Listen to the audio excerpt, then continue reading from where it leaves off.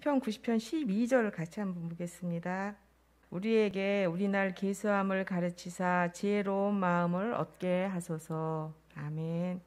이 말씀은 저희가 장례식에 가면 목사님들께서 위로 예배 내지는 그 예배를 드릴 때 이 말씀을 종종 전하시는 걸 저희가 듣게 됩니다.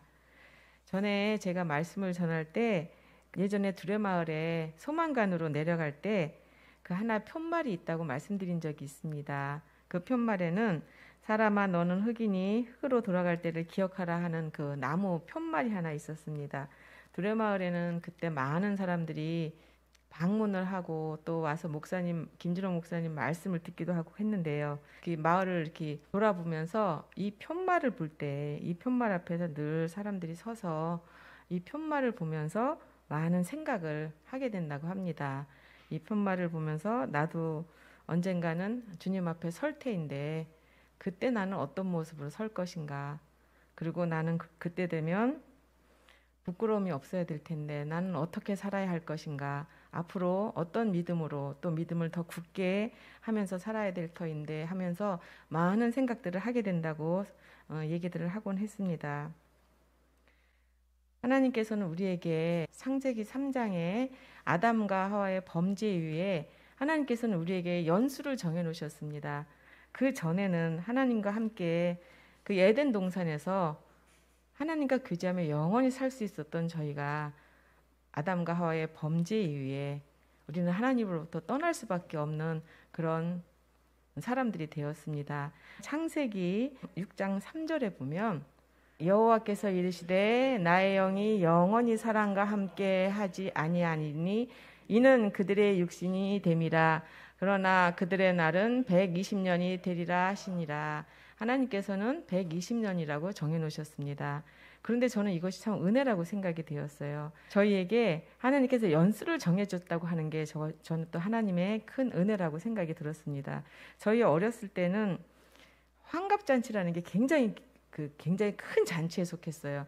동네에 어느 분이 환갑이라 그러면 동네 사람들이 다 가고 잔치를, 그야말로 환갑 잔치를 했습니다. 그럴 정도로 60살이 될 때까지 사는 사람이 그렇게 많지 않았었고 60살에서부터 다시 새 인생이 한다서 회갑이라고도 얘기를 하죠. 굉장히 큰 일이 되었습니다. 그러나 지금은 의학의 발달이 되고 모든 것이 다 좋아진 지금은 90세는 당연히 많은 분들이 살고요. 요즘은 여기저기서 100세라는 얘기도 심심치 않게 듭니다. 우리 교회 화단도 104세 된 할아버지께서 운전하시다가 104세 된 할아버지가 운전을 하시다가 그런 일을 겪었다고 하니 104세 된 할아버지가 운전을 하신다. 굉장히 건강하신 거에 인지도 되는 거고요. 그 정도로 우리는 이제 수명이 길어졌습니다. 그런데 이것이 정말 축복일까? 하나님께서 120년까지 정해졌다 하면 우리가 120살까지는 살 수 있을 터인데 이것이 과연 축복일까 하는 생각을 해보게 됐습니다. 오늘 제가 본문을 정한 이 본문을 정한 이유는요. 제가 최근에 개인적으로 한 3년 사이에 제게 소중했던 사람 두 사람을 이렇게 먼저 주님 앞에 보내드리면서 어떻게 앞으로 남은 삶을 살아야 될까를 많이 생각해 보게 되었습니다. 하나님께서 우리에게 날이 정해져 있으니 너희는 이 땅 가운데 살 때 지혜로운 마음으로 지혜롭게 살아라. 저는 이렇게 해석이 되었어요. 우리의 인생이 길다고 하나 120살까지 산다고 하나 우리는 정해져 있으니 이 땅 가운데 우리는 지혜로운 마음을 가져서 잘 살아라 하는 이렇게 해석이 되었습니다. 그렇다고 하면 지혜로운 마음은 무엇일까? 지혜로운 마음은 무엇일까? 하고 생각을 묵상을 한번 해보게 되었습니다. 지혜로운 마음, 지혜라고 하면 성경에서는 잠언은 지혜의 책입니다. 잠언에서 늘 얘기하는 게 지혜. 그러나 그 잠언 1장 7절인가요? 여호와를 경외하는 것이 지식의 근본이다라고 이렇게 얘기를 합니다. 여호와를 경외한다는 것, 국어사전에 찾아보니까 공경하면서 두려워한다, 조심스럽게 공경하면서 조심스럽게 그 앞에서 살아간다 하는 이런 뜻이라 그래요. 우리는 하나님을 경외하는 사람들입니다. 하나님 앞에 하나님의 자녀로, 예수님의 십자가의 공로로 하나님의 자녀로 다시 살게 된 자들입니다. 그렇다고 하면 그것이 하나님을 경외하는 삶일 텐데 지금 이 시간에 우리는 어떻게 사는 것이 하나님을 경외하는 삶일까?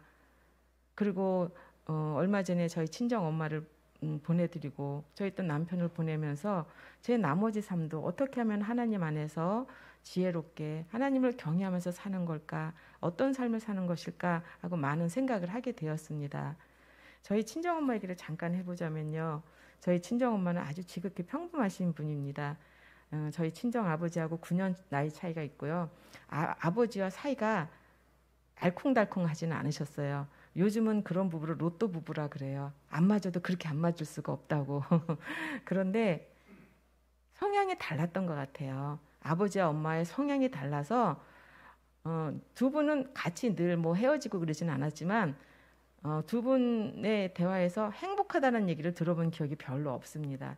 그러나 엄마는 늘 그 자리를 지켰고 그래서 자녀들이 자기의 삶을 살 수 있도록 엄마는 그 자리를 지켰습니다.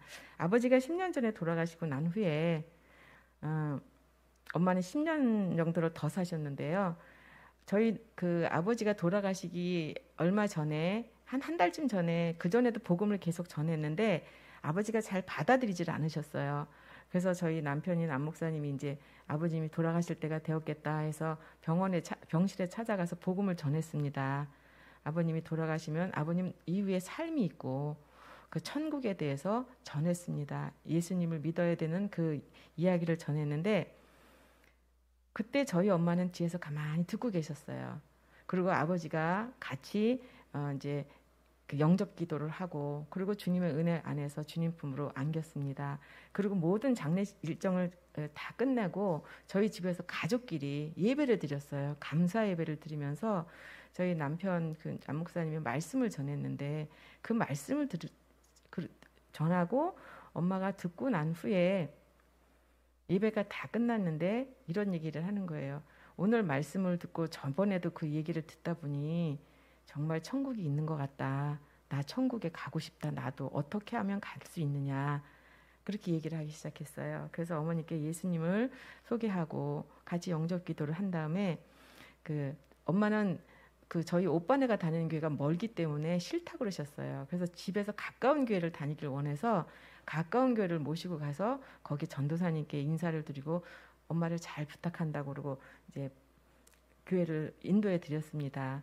그 후에 저희 엄마는 그 교회를 다니기 시작하셨는데 말씀을 이제 읽기 시작하면서 제가 가끔 가서 엄마한테 물어보면 엄마가 말씀이 뭔지 모르겠다라고 처음엔 얘기하셨어요. 그런데 점차 말씀을 들으면서 어느 날부터 목사님의 말씀을 들으면 이렇게 눈물이 나더라. 왜 이렇게 눈물이 나는지 창피하다라고 얘기를 하셨어요. 그렇게 눈물이 나서 예배 끝나고 나올 때 목사님 얼굴 보기가 민망할 정도로 그렇게 울었다라는 얘기를 참 많이 하셨습니다. 그런데 그 즈음에 저희 엄마는 저를 이제 가끔 만나면 며느리들한테는 그 얘기를 못했지만 딸인 저한테는 아버지랑 살면서 아버지로부터 힘들었던 얘기를 굉장히 많이 하셨어요, 저한테. 근데 그 얘기를 1년에 저희가 10번을 만난다고 치면 10번을 똑같은 얘기를 하셨어요. 그래서 처음엔 그 얘기를 듣는 게 참 힘들었어요. 우리 둘애처럼 늘 똑같은 얘기를 했는데 그래서 엄마를 만나러 가는 길에는 기도를 많이 하고 갔어야 됐습니다. 그런데 어느 날부터 제 마음 가운데 엄마에게 그게 깊은 상처가 되어서 저게 이렇게 되어지는구나. 그게 알고 난 다음부터 엄마의 마음을 그 얘기를 들어주면서 엄마의 마음을 이제 이해하고 수용하다 보니까 점차 엄마도 많이 얘기를 하고 나니까 그 얘기가 이제 엄마한테도 점점 줄어들기 시작했어요. 줄어들기 시작하면서 어느 날 가니까 이제 너희 아버지를 용서해야 한다라는 얘기를 하셨어요. 저도 깜짝 놀랐어요. 너희 아버지를 용서한다라고 얘기를 하셨어요. 그러면서 이제 나는 말씀 읽고 자녀들을 위해서 기도하는 게 내 할 일인 것 같다라고 얘기를 하셨어요. 그리고 엄마 얘기를 들어보면 교회 11시에 예배면 10시 좀 넘으면 먼저 가신대요. 가서 오늘 성경 다 펴고 어딘지 읽어보고 기도하고 예배드리고 온다라고 얘기를 하셨어요. 그렇게 얘기하면서 엄마가 점차 변해가는 모습을 봤습니다. 지난 가을쯤인가 엄마한테 갔는데 이런 얘기를 하시는 거예요. 내가 이제 갈 때가 된 것 같아 라고 얘기를 하셨어요. 그랬을 때 제가 엄마의 인생을 보면서 엄마가 이제 이 땅 가운데 숙제를 다 마치셨구나. 엄마의 인생의 숙제를 다 마치셨구나. 이제는 지금부터의 시간은 주님 앞에 갈 때까지 준비하는 시간이구나 하는 생각이 들었습니다. 올 1월 달에 엄마를 가서 보면서 이제 엄마가 올해 안에 돌아가시겠다는 생각이 들면서 엄마와 같이 다시 구원의 확신을 확인하면서 같이 기도를 따라라고 하면서 제가 무슨 일이 있어도 예수님 이름을 꼭 부르라고 얘기를 했을 때 고개를 끄덕끄덕 하셨습니다.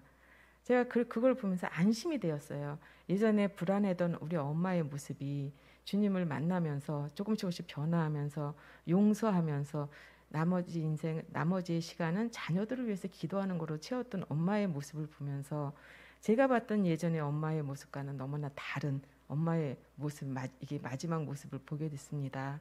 제가 이 말씀을 준비하면서 엄마를 보낸 지 이제 얼마 되지 않았지만 참 지혜롭게 살다 가셨다. 엄마의 삶의 전반기 후반기로 본다면 후반기에 얼마 되지 않은 한 10년의 기간이지만 엄마가 91세를 살고 돌아가셨지만 한 10년의 기간 동안 평생에 하던 일을 다 마치고 가셨구나 하는 생각이 들었습니다. 오늘 제가 이 말씀을 준비하면서 하나님을 우리날 계수함을 가르치사 지혜로운 마음을 얻게 하소서 할 때 이 지혜로운 마음에 대해서 묵상을 하게 되었는데요. 이 지혜로운 마음이 지금 우리가 이 시대에 지혜로운 마음은 어떤 마음일까? 그리고 그렇게 산 사람이 모델이 어디 있을까? 우리는 모델을 보면 따라가기가 쉽습니다. 우리에게 지혜로운 마음을 갖고 이 땅 가운데 하나님을 경외하면서 살아가신 분이 한 분 계십니다. 바로 예수님이시죠. 예수님은 하나님을 경외하며 이 땅에 오셔서 정말 많은 사람들을 사랑하며 살았던 예수님의 모습이 저희에게는 있습니다. 저희는 보진 못했지만 믿음으로 보며 말씀 속에서 주님을 만납니다. 그런 주님이 저희에게 말씀하십니다. 가장 큰 계명이 뭐냐? 이 땅 가운데 가장 큰 지혜가 뭐냐? 가장 큰 지혜는 마태복음이라고, 마태복음에 같이 한번 37절에서 39절인데요. 같이 한번 읽겠습니다. 시작. 예수께서 이르시되 내 마음을 다하고 목숨을 다하고 뜻을 다하여 주 너의 하나님을 사랑하라 하셨으니 이것이 크고 첫째 되는 계명이요 둘째도 그와 같으니 내 이웃을 내 자신과 같이 사랑하라 하셨으니. 아멘. 예수님께서는 지혜로운 마음에 표본으로 이 땅 가운데 하나님을 경외하며 저희들에게 어떤 삶을 살아야 됩니까? 라고 묻는 저희들에게 이 땅 가운데서 지혜로운 것은 하나님을 사랑하고 이웃을 사랑하는 것이야 라고 말씀을 하셨습니다.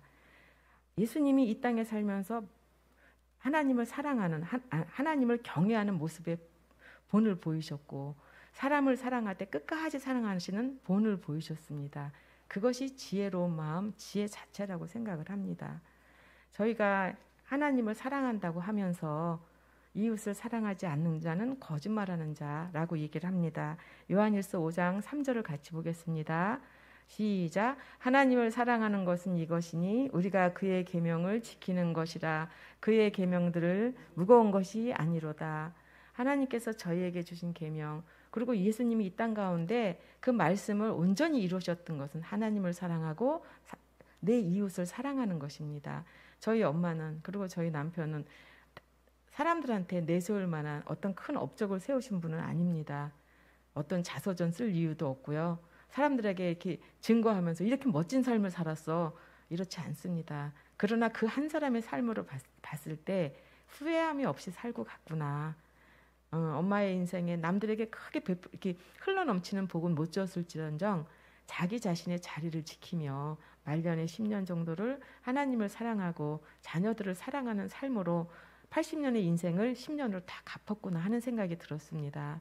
저희 남편을 보면서 저희 눈에는 실패처럼 보였던 그 삶이 마지막 3개월을 이렇게 병원에서 자기의 삶을 정리하면서 그리고 마지막 저희 성도들을 용서하고 사랑하는 그걸 다 풀고 가는 걸 보면서 참 귀했습니다. 그 나머지 거는 나머지의 감정들은 제 차지가 되었어요. 살아있는 저의 차지가 되어서 저는 또 그 싸움을 하고 있지만 하나님 품으로 주님 품으로 가는 저희 남편은 마지막까지 성도들을 사랑하고 용서하고 관계를 다 회복하고 갔다는 것입니다. 그는 그걸로 다 숙제를 하고 간 것이에요. 이 땅 가운데 자기의 연수를 알았고 지혜로운 마음, 그것을 용서하는 걸로 다 풀고 갔구나라고 생각이 되었습니다. 하나님을 사랑하는 것, 그리고 이웃을 사랑하는 것, 하나님을 사랑하는 건 당연한 것이지만 이웃을 사랑하는 것에 사랑이란 무엇일까? 저희 그 두 사람을 생각해 보니까 사랑과 같은 말은 용납하고 용서하는 걸로 삶을 살았습니다. 사실 갈 때 후회하는 인생도 많아요. 그리고 가고 나서 보내고 나서 좀 더 잘해줄 걸 하는 후회하는 남은 자들의 그런 아쉬움, 후회가 굉장히 많이 있습니다. 그러나 떠나간 자가 후회 없이 이 땅 가운데 숙제를 다 자기에게 맡겨준 숙제를 다 하고 가는 삶, 참 귀한 삶이라고 생각이 들었습니다. 사랑의 같은 말, 반대말이 아니라 사랑은 내가 그 사람을 용납하고 또 용서하는 것, 그래야 사랑이 다시 시작이 되는 것 같아요. 그냥 무턱대고 사랑하는 게 아니라 그 상대방이 용납이 되어야 되고, 그래서 용서가 되어야 되고, 그런 다음에 사랑이 되어지는 그 과정이라고. 예수님은 사랑하라고 얘기했지만 그런 과정을 통해서 우리는 사랑으로 들어간다라고 생각이 되었습니다. 이것은 제 개인적인 그 옆에서 보고 제가 내린 생각이지만, 우리의 인생이 하나님께서 주신 인생을 어떻게 사느냐는 우리의 선택이긴 하지만, 하나님께서 기회를 주셨을 때 하나님의 말씀, 하나님을 사랑하고 이웃을 사랑해라, 그것이 니네들이 나를 사랑하는 증거다라고 얘기하셨을 때 우리는 그 말씀에 늘 순종하는 사람이어야 되는구나. 그것이 지혜로운 마음이구나. 우리는 그것을 이 땅 가운데 살면서 부단히 애쓰며 노력하며 성령님의 도우심을 받으며 이루어가는 자들이구나. 그렇게 부름을 받은 자들이구나. 그렇게 많은 생각이 되어집니다. 제게 남은 시간이 얼마인지 알 수 없습니다. 그러나 저는 숙제를 받았고 또 제게 맡겨준 숙제가 있는데, 늘 마음이 이렇게 흐트러질 때마다 이 말씀을 기억합니다. 나도 언젠간 하나님 앞에 설 사람이지. 그게 제 가까운 사람들이 한 사람 두 사람씩 가다 보니까 점점 더 실감이 나기 시작했어요. 나도 언젠가 불현듯 갈 수 있구나. 그렇다고 하면 늘 정리를 잘하고 살아야 되겠구나. 내가 간 후에 다른 사람이 내 짐을 정리할 때 이렇게 되지 않도록 버릴 거 잘 버리고 정리 잘하고 미리미리 정리를 하며 살아야 되겠구나. 그리고 하나님을 사랑하며 내게 주신 삶을 사랑하며 또 내게 주신 사람들을 용납하며 용서하며 사랑해야 되겠구나. 이것이 지혜로운 마음이겠구나.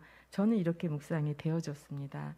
하나님께서 바라시는 것은 그의 계명들은 무거운 것이 아니라고 오늘 요한일서 5장 3절에 말씀하셨는데, 무거운 것이 아닌데 저희는 무겁다고 생각을 합니다. 하기 싫고 하기 어렵다고 생각을 하니까.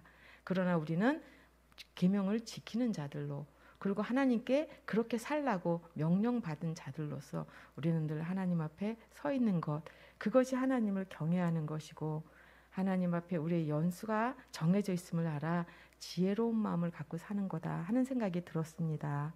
이 말씀을 전하면서 지난 3년 그리고 지금 2달 정도를 다시 한번 생각해 보면서, 나는 그 후의 삶을 어떻게 살았나, 정리하며 살았나, 예전보다 제게 주신 환경을 더 사랑하게 되었나, 더 용서하게 되었나, 더 돌아보게 되었습니다. 이 말씀을 전하면서 오늘은 제가 저희 엄마의 삶을 잠깐 전하는 걸로 했지만, 다음번에 제가 말씀을 전할 때는 제가 제 삶 가운데 용서의 과정이 어떻게 이루어져 가고 있는지 같이 그때는 이제는 제 하나님을 사랑하는 마음, 지혜로운 마음 중에 그 용서하는 부분이 제 삶에서 어떻게 이루어져 가고 있는지 그것을 같이 나누는 시간이 되기를 원합니다. 그것을 놓고 또 기도할 거고요. 하나님 앞에 그것을 놓고 더 은혜를 주시기를 기도하며, 다음번에는 또 어떻게 하나님께서 제 삶의 은혜로 어떻게 역사했는지 같이 나누기를 원합니다.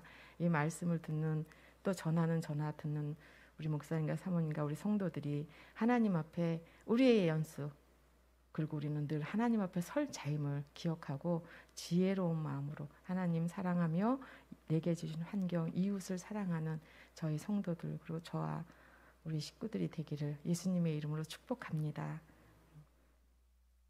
하나님 아버지 감사합니다. 사람의 말로 전했을지라도 사람의 말로 전한 것은 하나님이 용서하여 주시고 하나님의 영광만이 드러날 수 있게 하나님 도와주시옵소서. 하나님 우리에게 주신 연수는 정해져 있습니다.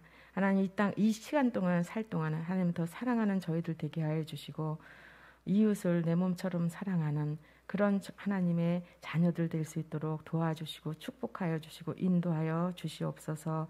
예수님 이름으로 기도합니다. 아멘.